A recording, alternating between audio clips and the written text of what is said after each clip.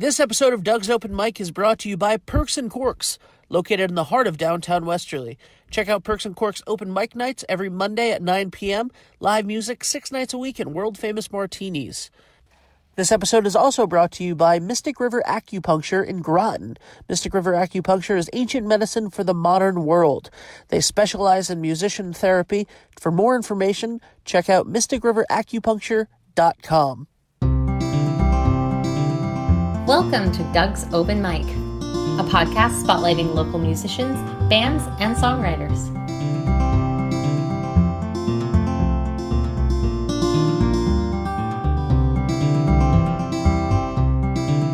Hey there, DUG back again with another Doug's Open Mic. We have some returning guests, which we're all excited about. We have Shawn Allen and Ray Carroll.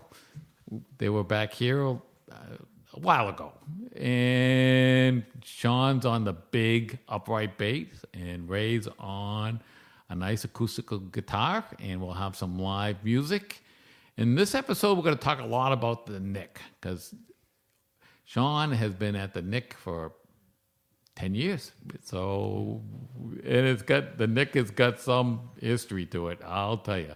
How you doing, Shawn? Hey, Doug, and once again, thanks for having us back. I mean, we had such a great time last time. So it was great, wasn't it? We were talking about it. We really wanted to come back in and do it again. Right? How are you? Same here. Yeah. No, it was fun playing music, and it's great. It's a neat idea. I like it. Oh, yeah. It's so fun. It's so fun. So, Shawn, you've obviously the Nick is the place that's known in this area the most for bringing in acts.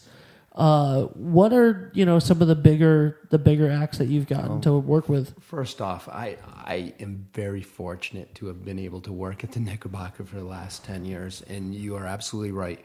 I have worked with Rock and Roll Hall of Famers, Grammy Award winners. I mean, the list goes on and on. I'm not much to really drop names, but I'll drop a couple of names. One of my biggest. Please go ahead. One of the biggest guys that I did sound for was Eric Burden from the Animals, the legendary Rock and Roll Hall of Famer. I've done sound with Leon Russell, Rusted Root. A few weeks ago, I did sound for one of my favorite bands, Donna the Buffalo. I heard. You know what? I heard about that a little late. It was like next time. Robert Earl Keen a few weeks ago was fantastic. I mean, they have great music at the Knickerbocker, and that's why I feel so fortunate to be able to work with some of these people. Because, I mean, I would never dream of being able to meet these people and work with them like I do, and it's just amazing. It really has. It's been such a cool ride. Plus, you got some up and coming bands that are like Ward Hayden and the Outliers. Oh, really? Formerly known as Guns and Glory. Yeah, that's another band that I met at the Knickerbocker. Great. Yeah. They were very young when they started playing at the Nick, and fantastic young gentlemen, and very, very much recommend going and listening to them and supporting them guys a lot. Yeah. And what about some of the, because the Nick is like a big destination for a lot of local groups, and a lot of CD release parties happen at the Nick for local artists, and so what you see everybody basically, so who are some of the artists or bands that you really enjoy working with, and obviously don't feel bad, you're going to leave some people out, I'm sure. But I do. I enjoy working with every single band that comes in, and they all get my undivided attention when every single show. I mean, I try and treat everybody exactly the same if you're a huge star or not. I mean, but I mean I especially like it when my friends' bands come and play, like Hope Road, all those guys in that band. I've gone to Hope Road is so good. Gone to school with those guys, and I played with them in different bands through the years. Absolutely. I mean, that's when it really is special with me, when they're my friends, and I can do what I like to do with them as well. It's really cool. Greg Piccolo, he's got a lot to do with the Knickerbocker. Yep. And over the years, I've become very close with Greg, and he's great to work with as well. He's got a new CD coming out. He just had, we just did a CD release party a few weeks back, and it was a huge success. He had over 200 people in there. He sold a bunch of copies, and it sounds wonderful. Yeah. So if you're listening to that, especially for people that it could happen that somebody outside the Westerly area might actually listen to this podcast, look up Greg Piccolo and look up his new album. You will not be disappointed. You will not be disappointed. Oh, good stuff. And who do you think? I know what I was going to ask. We had a friend of the show. We just had a couple episodes come out for Brad and Kate, who Brad Bensko just had a CD release party. Yeah. Which was fantastic. Yep. Doug. Yep. I don't think you didn't do the sound that. No, I was actually on vacation that weekend. I actually How do take dare some you? time How off once in a while. How dare you take a vacation? Yeah. But I do know Brad. He's a fantastic fella. In fact, last year I was recording an album in my studio, and Brad came in and put some organ tracks down on this that's awesome. fella's album. Yeah, and it was great. Yeah, it was really good. That's really cool. Tell me more about this home studio. You mentioned it in the last episode. Oh, well, I've been doing the home recording thing. In fact, I started 30 years ago with a local home recording studio called Redbone Recording, and I've recorded probably over 1,000 local bands and done demos and albums for bands as such through the years. And somewhere along the way, I fell into doing live sound, and I just love doing live sound for bands as well, you know? And I started working at a place called Legends over in Gales Ferry, Connecticut. I worked there for a good 5-6 years, and it was kind of a roadside kind of a bar, you know. A lot of heavy metal acts, a lot of really hard rock, and you know, that was a cool thing. There's a lot of stuff that I was doing in my studio was the same kind of thing for a long time. And then I heard of this opportunity at the Knickerbocker, and it was 10 minutes down the road from my house, you know. And so I gave Greg Piccolo a call. Oh, he hired you, yeah.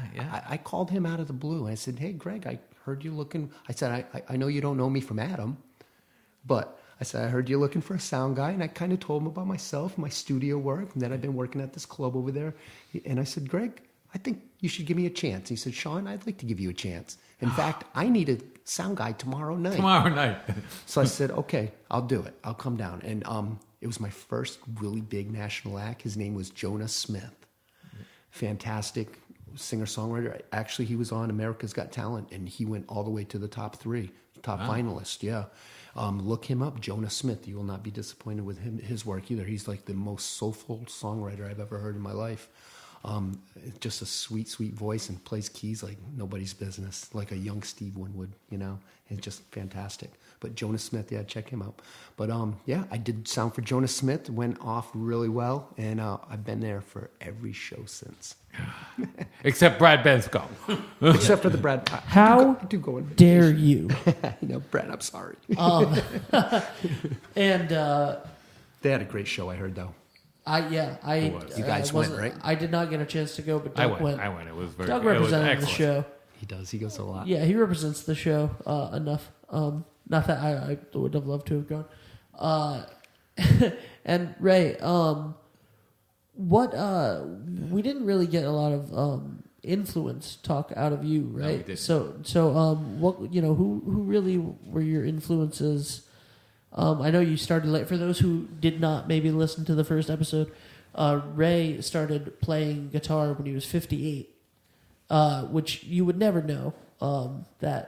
Which I assume was last year. He's fantastic, and he's been writing songs, and they're all awesome and personal, and just so like, who were your inspirations? Is what I was wondering. You know, I listen to all sorts of music. It's like if it sounds good, I'll listen to it. You know, mostly on the radio. And I was saying earlier that a lot of the music I listened to, I really didn't pay attention to who was singing it or who was performing it.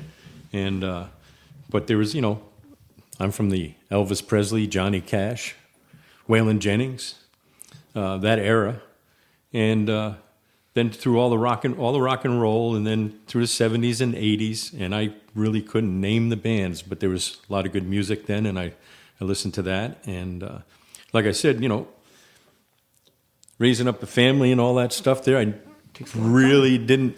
I listened to the radio back and forth to work. I very seldom listened to it at home back then. You know, it's that one song I did on the earlier podcast there was pretty much true. I mean, it was like when I got out of the Army, it was raise a family, and 40 years later, I decided to play the guitar. So, yeah, I think biggest influence, I think, was the first songs I learned, because they're very simple, is Johnny Cash songs. Those are the ones I first learned to play on the guitar, and went on from there. So when I was in El Salvador, we almost could use this name. My stage name down there, because I was down there consulting, but I used to play. I got to know again, it's sort of like what Shawn was saying. You musicians, you meet people, and so so there was a hotel band, and so it's like, hey, how are you guys doing? Yeah, they're like, where do you get the guitar? So pretty soon, about once a week, I'd come on up. I'd go up and play a few songs with the local hotel band, and even went out and played some in the hinterlands a couple of times, which was kind of funny because I was out in the hinterlands and all of a sudden I was playing, and again I was playing a Johnny Cash song, and I was looking out there, and it was like half the people were like going, "Hey, this is," because you got to remember these people had never heard that country beat. And it was in English, and they were in Spanish, and it's like you could see half of them going, "Yeah, this is pretty good," and half of them going, "What the hell is this?" But my El Salvador name, which I actually brought back here, and I use it because it's just so cool, Juanito Pisto, which literally translates to Johnny Cash. Oh, wow. Yeah, Juanito Cool. Pisto. So there you go. All right, so let's have another song. Yeah, sure.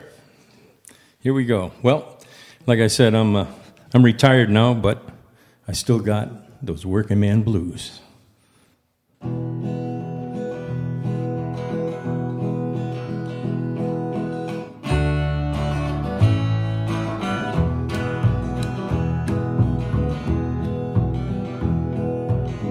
Wake up in the morning, have a cup of joe.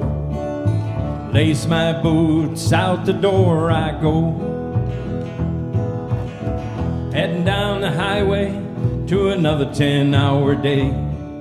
I do this thing 5 times a week or more.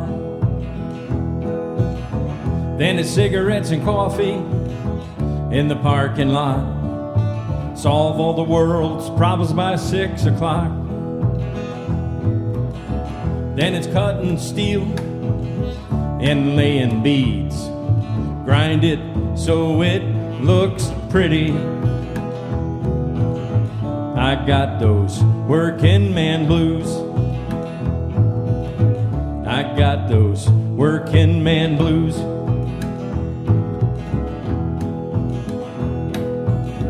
"20 years have gone by, finally bought that brand new car. When I go to work, I go in style. Got a blanket on the front seat, got my boots in a canvas bag. I gotta keep this car looking pretty.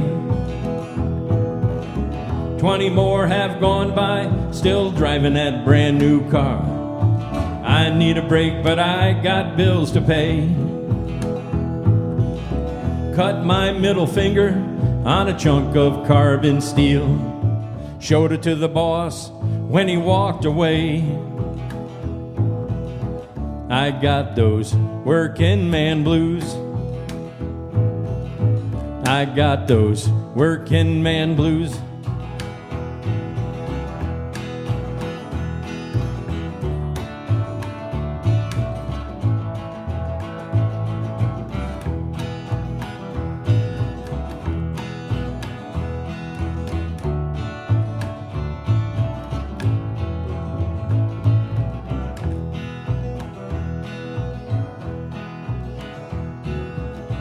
Working days are over, got a chance to catch my breath. Time flies, here it comes, there it goes. Wake up in the morning, have a cup of joe. Lace my boots, out the door I go. Head on out to the carport, to my old brand new car. I gotta make it last another 10 years or more. Roll the windows down, turn the radio up, standing there with a rag, make it look pretty. I got those working man blues. I got those working man blues. Can't shake those working man blues.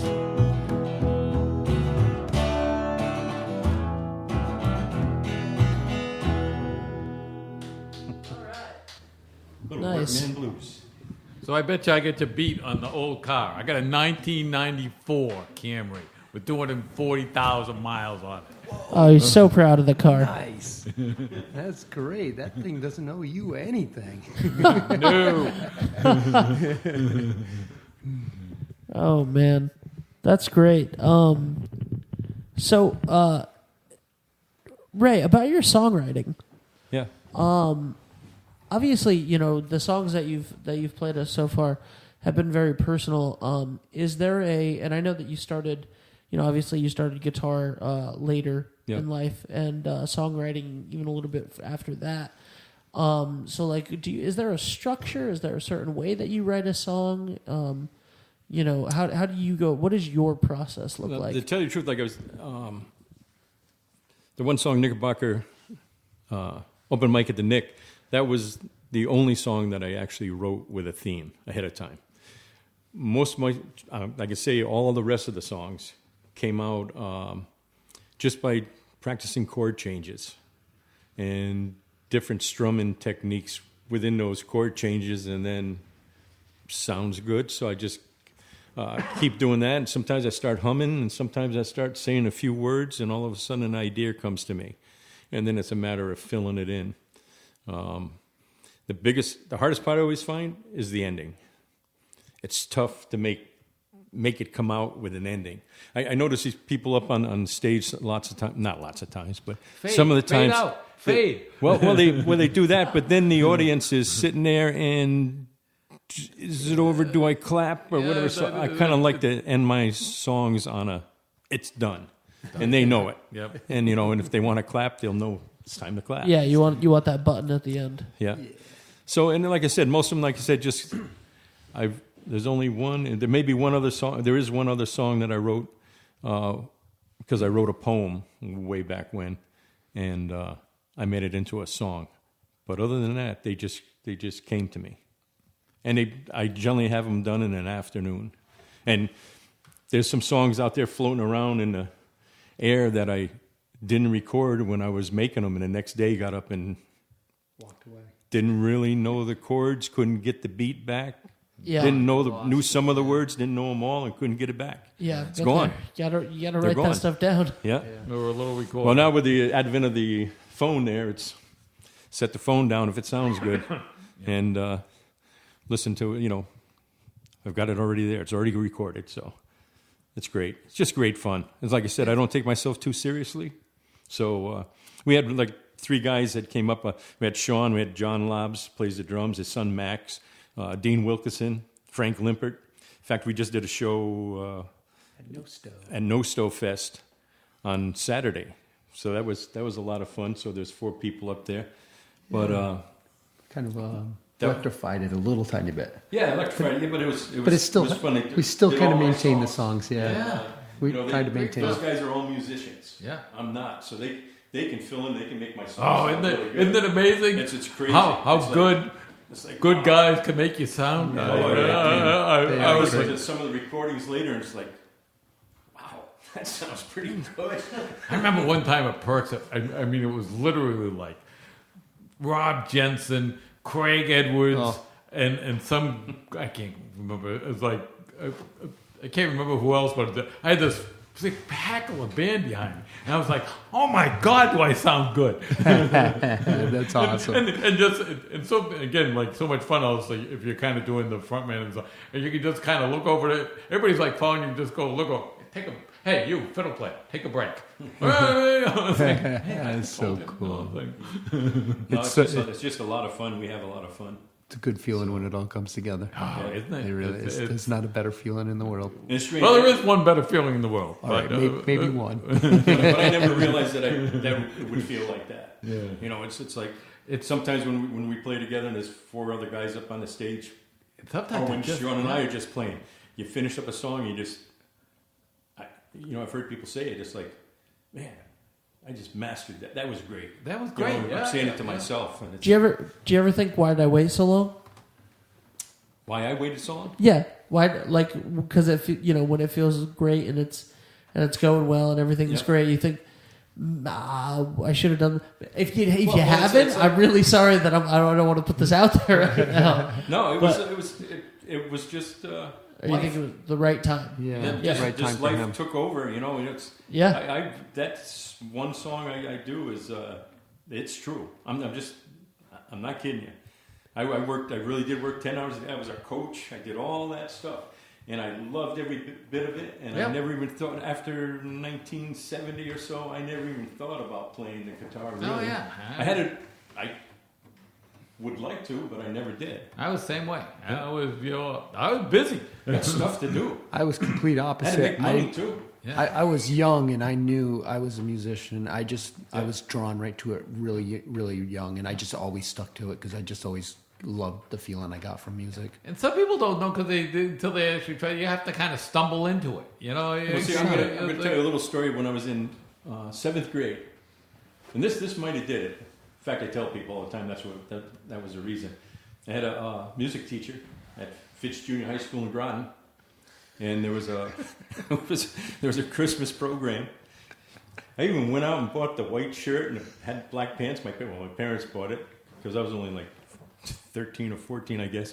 Anyways, I wanted to be in the chorus for the big Christmas show, and I went to chorus practice and all that. And it was like maybe 3 days before the show, the music teacher came up to me and said,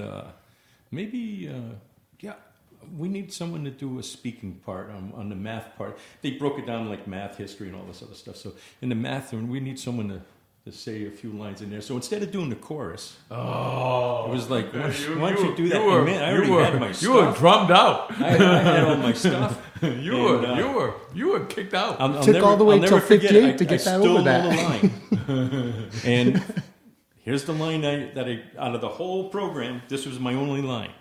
I had to go up to this girl, and she was running a store, and it was the math part of it. So there was I had to buy something. So my line was, "How much is that bunch of bananas?" All right. And there was so much of people. But anyway, There might be a song there. I was just gonna say that sounds like a song. it could be, but that That was sounds like a Probably song. already is. that was it. And When you guys come back for the third time, I want to hear how much is that bunch of bananas. okay, Harry Chapin's already got a song like that, 30,000 pounds of Yep, bananas. absolutely. But we can probably work with that. Yeah, I was a big Harry Chapin fan back in the day. Yeah. All right, so you guys want to, we have time for a little bit more chat and maybe 2 more songs. If you guys want to play another one, Do another Hey, song? want to do another song? yeah, you want to do another song? Awesome. So give us every song you've ever done, you've always given us a little background. So what's going on? All right. Yeah. Well, this is since we're kind of country western, Yeah. and the new cowboy is the truck driver. This is our truck driving song. There you go. It's called "Heading Out on Empty."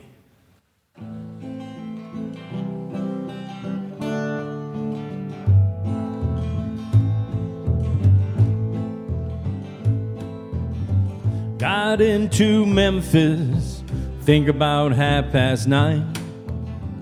All the traffic and the driving rain kept me at 55. 60 trip turned into 8, it happens now and then. Got my Bluetooth in my ear, she's talking me home again. Waiting to get unloaded, check my tires, check my lights. Everything is ready to go, but my fuel is running low. There's a truck stop 10 miles west, my baby's 10 miles east. Can't wait to hold her again, no time to feed the beast.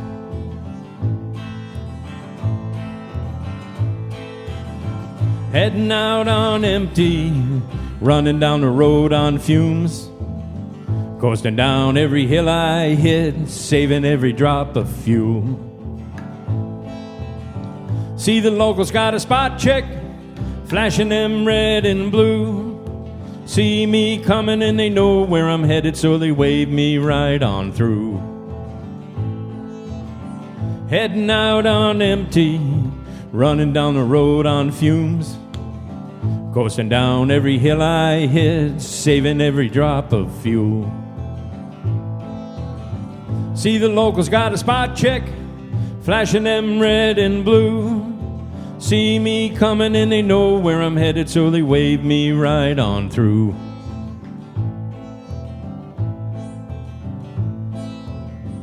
Coming over the last hill, see the porch light down below. Well, the beast is starting to cough, my rig is running slow. See the shadow on the front lawn, waving me home again. If the beast should die right here, I can still make it there by 10.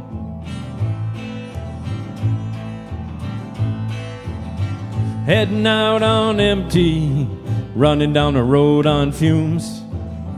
Coasting down every hill I hit, saving every drop of fuel.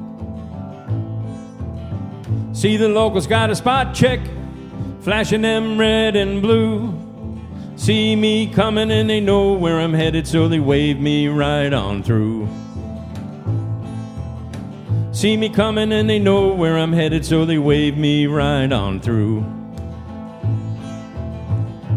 Man, I like those men in blue, waving me home to you.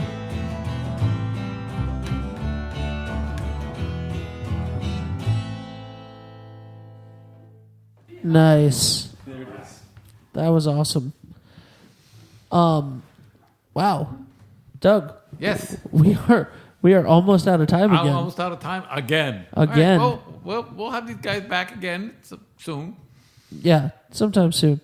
Thank you guys so much for coming. Now, I know that we talked a little bit about where we can both find you, and we want to cover that again. But I don't think. Are you available if people are looking to record in the area, Shawn? Is that something you still do? So I still do it, but I'm so extremely busy that I'm very selective as far as my studio work goes. Nice. So it's mostly for musician friends of mine first. There you but go. I will take on clientele if I feel If they know Doug's open mic. Maybe if you say Doug's open mic, you might have a chance. You might have a chance of getting in. Exactly. All right. It's mostly just because I'm so busy. You know Yeah. what I mean? I wish I could work with everybody and accommodate everybody, but there's just not enough time. When I retire, That's a good problem. Yeah, when I retire, I plan on doing a lot more studio work for sure. Awesome. And obviously, so where can people find both of you again? Well, you can find us both on Facebook, Shawn Allen on Facebook, or Ray Carroll. That's 2 R's and 2 L's. And we do gigs outside. We are looking for work, so anybody wants to, we'll do house parties, we'll do whatever, We've mentioned house parties before, how great they are, and not as expensive as people think. House parties are great. Yeah. And you guys would do... I can see you guys at a house Ray, party it's or a not all cookout. about the money. I can see that would work great. With me and Ray, it's not all about the money. We just really love to do what we're doing, Yep. and we really appreciate each other's company, and it's been really cool. Do we still have time to talk? Yeah, Oh, great. I'm not cutting you off. So I mean, Ray's the whole reason why I got into this upright bass thing. So we started playing for a good year or so, and we had everything really solid. Our whole set worked out, and then, believe it or not, that's when kind of tragedy kind of happened. I guess both me and Ray are cancer survivors, and we both came down with cancer at the same time, which was crazy. And we had to take a year off to fight our cancer. Nick Parker one night and told Shawn, I said, "You got some news." We were at the Farmer's Daughter. Mm-hmm. And we were playing at the Farmer's Daughter. One of the funnest gigs, I say. Yeah, it was fun. I mean, it was a fun people place. were great. kids came up to. They wanted to play the guitar. Yes. The little kids. Cool. Yeah. And it was, this woman was there. She left us her number and stuff and said, "Give me a call." Yeah. And she was from the Viking Hotel in Newport, Rhode Island. Oh, no kidding. And we were gonna do a gig up there in December. And I walked into the Knickerbocker, and I can't remember if Shawn told me first or I told him first, but it was like we both found out within a week of each other. Yeah. And neither one of us knew the other one had a problem. It's pretty common. I've had my experiences. Yeah. So that put us back. That put us back a while. Put us back a good year. And then when we got back, it was slow, but we slowly built back into it again. And boy, we know more material now than ever. And it's been great. It's been great. Ray was such a huge support for me through all my whole ordeal. I think And that Shawn was too. It was for him as well. So yeah. It was like cool. you want to practice, and I was like, some days I just couldn't when I was going through the chemo part of it, and it was like I didn't have to do that. It was like, man, I says, no, not today. I would have to if we were going to practice that night, I'd have to take a nap at 1:00 in the afternoon. I tell you, and sleep till 4. I felt and lucky. I had no problem sleeping for 4 hours in the middle of the day, which I never did in my life. But anyways. That's pretty much all I felt gone. lucky about my cancer because I was cured with just an operation. I didn't have to go through the chemo. I saw what Ray had to go through, and I tell you, that's no joke right there. It kicked the crap out of him, I gotta say. And it's good to see him. Yeah. I mean, he's still getting it back now, I'd say, but I still have it's my been a long moments, but- struggle. But Yeah. he's really starting to get his mojo back, and I can see it, and it's great. And I feel fortunate every So time. there is we get together and actually play. one. This is my joke. There is actually one big advantage about having cancer and having it cured. Yeah. Because I know, because you have this whole team of people watching you to make sure it doesn't come back. Yeah. So I mean, literally, I go get a CAT scan every year and a blood, I go, and some blood work done, and I got people watching me like a hawk. Yeah. They do. Well, yeah, I guess that is a silver lining, is it? Yeah, it's got to be something. I don't know what to say.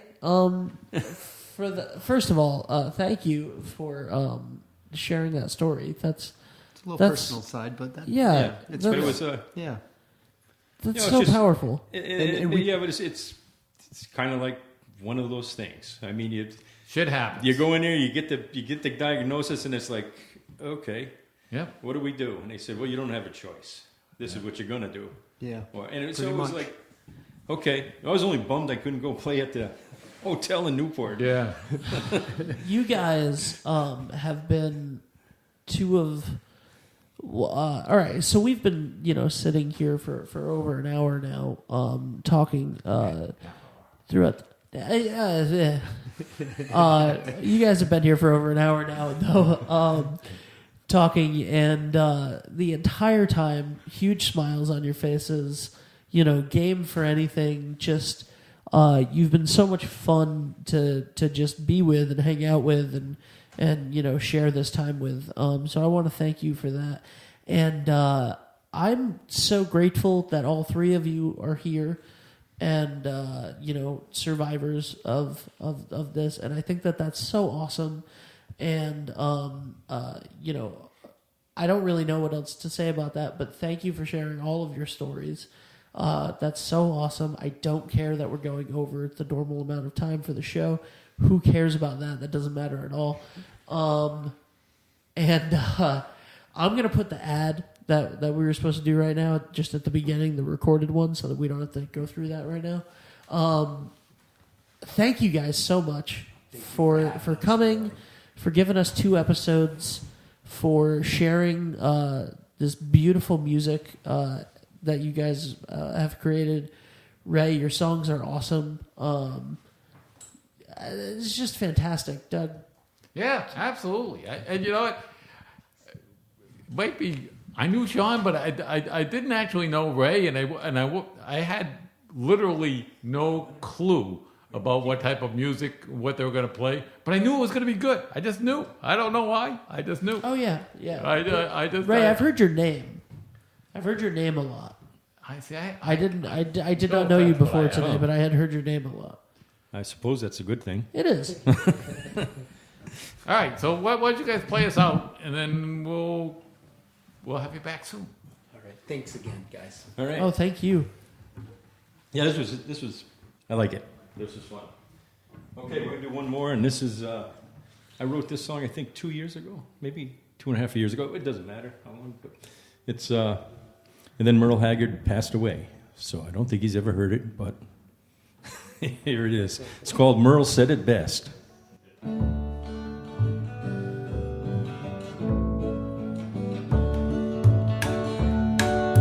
Oh, Merle said it best when he told us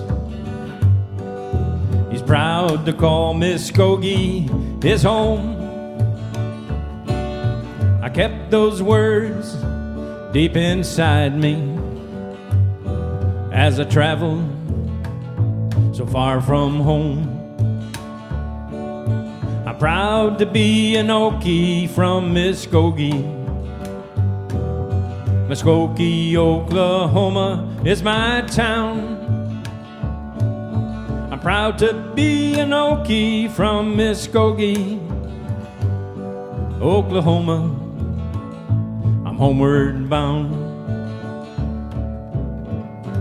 When I took that eastbound to seek my fortune and my fame, kept those memories deep inside me.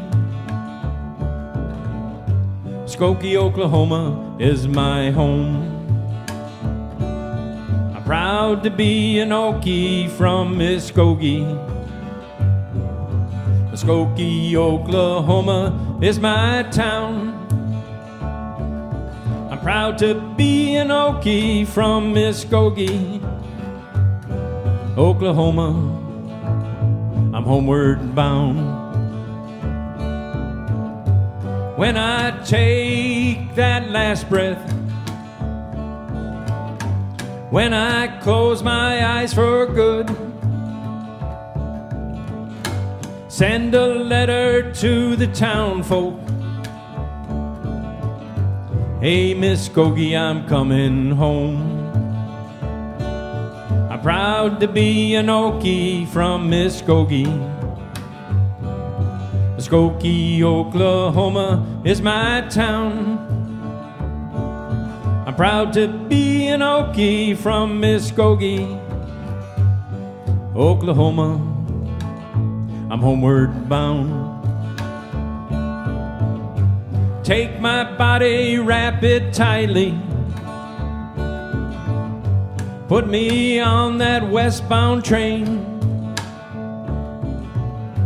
Bury me 'neath the prairie. Hey, Muskogee, I'm coming home. Take my body, wrap it tightly. Put me on that westbound train. Bury me 'neath the prairie. Hey, Muskogee, I'm coming home. Muskogee, Oklahoma, I'm homeward bound.